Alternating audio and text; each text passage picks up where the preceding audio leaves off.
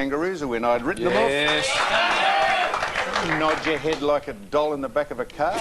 I said that I'd almost written you off last week, and it was a very, very good win. And I don't think the Brisbane Lions are happy travelling down to Ken and Margaret Stadium, and I don't think they'll win. I think the Kangas might get up too, but you've been keeping an eye on Michael Voss's work, William. I have, Gary, and he was doing some doodling during last week's game. Have a look at this here. There he is, just doodling away, and it was also drawing a picture, Sam. And this is what it was, of course, because they were playing the Western Bulldogs, and look at that.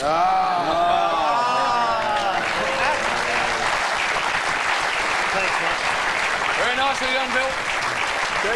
Slide onto the That one, Bill. Love it, Bill. That is sensational stuff. Very next. You're thinking some of your own material.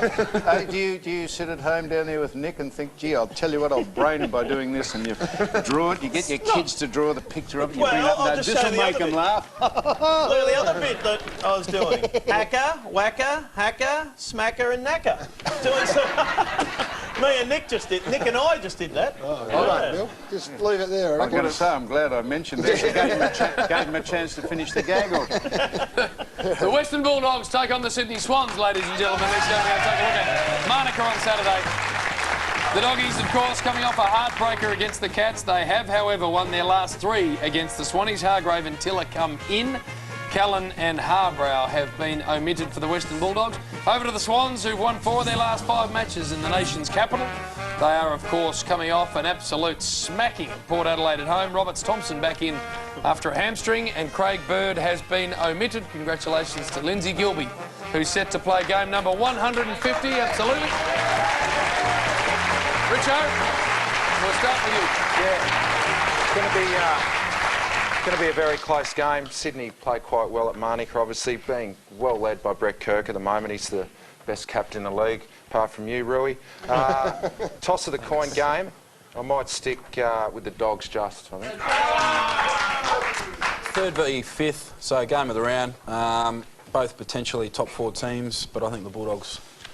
Yeah, I might go for Sydney. I don't reckon Gilby will play his 150th, unfortunately. He had that ankle last week and it looked pretty sore, and he hasn't trained much this week, Gage. And Sean Higgins has got that bad groin. It sweats a lot, Sam, so he needs a couple of weeks out, so I'm going to go for Sydney. Yeah.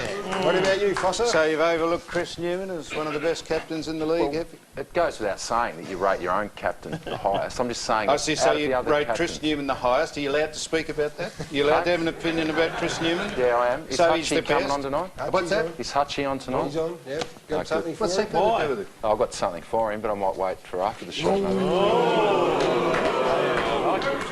Gary? I think we better get in the break and get Hutchie out. I think the Western Bulldogs will beat the Sydney I Swans. do too, and I think I forgot to mention Tim Notting, who will play his 200th game for the Brisbane Lions. So well done to Tim. Sorry about that. We are going to go to a break, and Craig Hutchison... God, let's get him on now. Where is he? No, he's going to join us. He's out the back. I'm not sure he'll come on. He's there. He's waiting. He's going to come on. He's going to face Matthew Richardson. That's next. Don't go away on the Footy Show.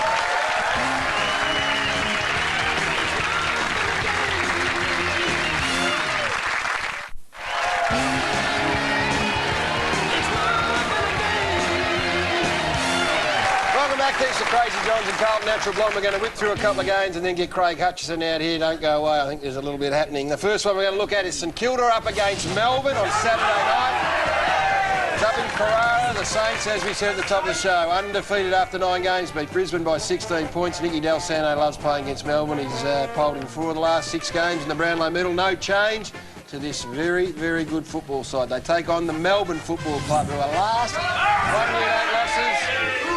Only went down by 22 points in the end of the reigning premier. It was a pretty fair effort. Ricky Pettard and Russell Robertson has been dropped from the Melbourne side. J-Mar Bell come in. They've lost their last 9 games, the Demons, by an average losing margin of 19 points, so they're competitive. They just can't get that elusive victory there. Bill, put your earpiece in, because you look silly. Oh, I do too. I just wanted to ask you about Jason Graham. Why no Jason Graham? Still.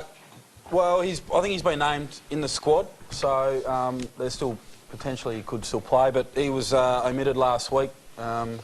He didn't prepare as well as he could have, and apart from that, I'm from Richo's school. I'm not commenting But anymore. the reason? The reason the story was that he'd missed a physio appointment. In terms of rehabbing an injury, it's pretty important, and the leadership group, in conjunction with the coaching staff, said, well, that's not the way we're operating this year, and have a spell. Yeah, he didn't prepare to the standard that we expect and the standard that's required to play, so he was omitted, but he's going to come back in as an emergency this week. That's so a good sign of a good, strong club, and then good, strong club going well that they can lose a player like that. Interpret that, Bill, as he's happy to talk to Gary, but not to you. I said the same thing to Gary as I said to you, Bill.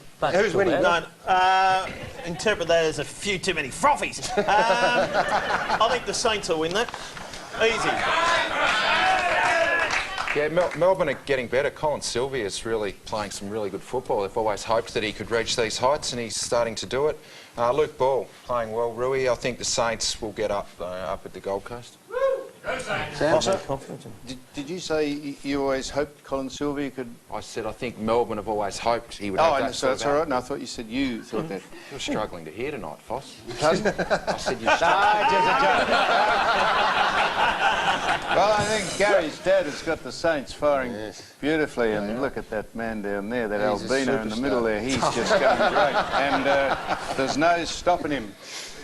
Top versus bottom. Last time, Jimmy, the 16th beat first was round 9 2005, so not done often, and maybe... Often. Often. No, T is silent. Not done often. I don't think it'll happen this time either. So I think the Saints will win. All right, while we're on a roll, let's keep sticking with it. Fremantle take on Richmond. Your mob, Pritchard, in Serbia, Saturday night. The Dockers, of course, went down last week to the might of the North Melbourne Footy Club by 13 points. They had a big lead at quarter time. Aaron Sandlin, Sam, averaging 42 hit-outs per game. Did they go to anyone? I think they're starting to. He's playing very nice football. Foster, Broughton and Head come in. Roger Hayden missing 8 weeks with a fractured bone in his leg. Murphy and Hinkley have been omitted. Over to the Tigers. Just the one game for the season.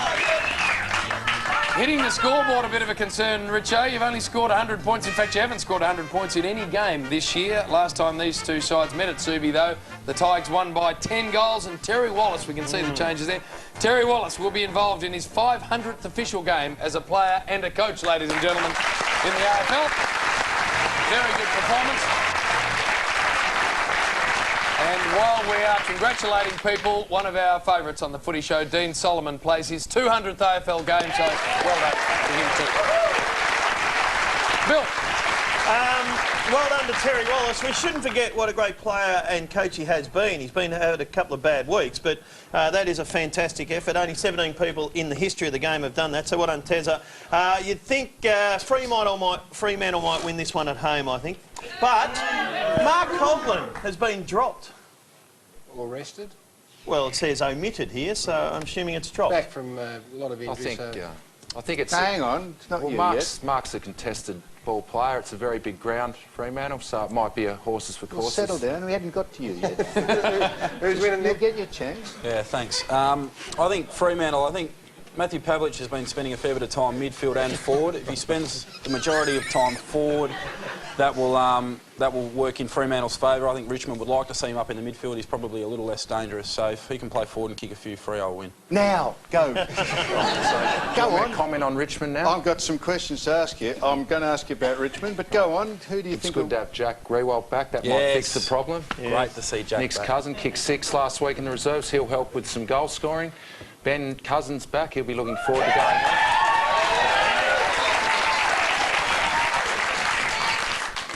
Can I ask you some questions about Richmond? Yeah, well, if you're going to ask some football questions. Well, what else would I be asking about them? Do you think the club, do you think the club was strong enough in the action that they took or didn't take during the last fortnight's fracas? That's a question that's a Richmond, that's a football question. It's not about the game.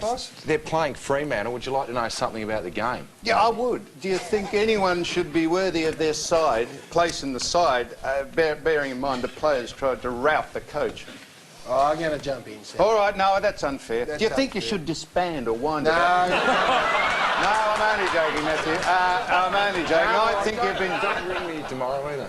Don't ring you? No, I don't want to talk to you. No, don't. I tell you what, I want to find out about that complaint that you've got. Oh, come on, Fox. Who's winning?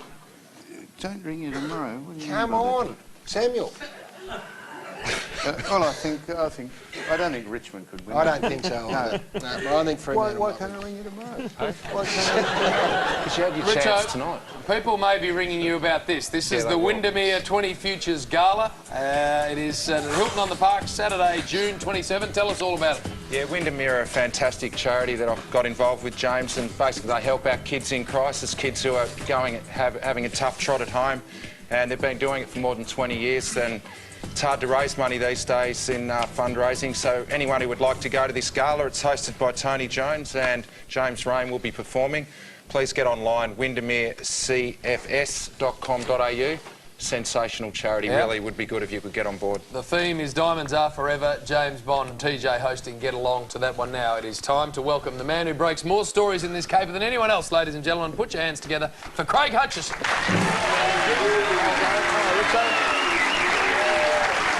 Now, Hutchie, welcome to you. Let's, before we get on to it, Richo, we're going to give you the first crack here. Oh, well, I said I'd rather speak to him after the show. Yeah, what? You said punch him after the show. Well, that's what I told you, but I'll What's the problem? No, come on, mate. I think open it's up. better if we talk about it after the show, Craig. What's the problem? Hang on a minute, mate. Thank you, no. Samuel, sit back here, please. Richo, Hutchie, you got anything to say before? I'm not sure what the problem is. What's the problem? I'll give I'll you talk about it later, I said.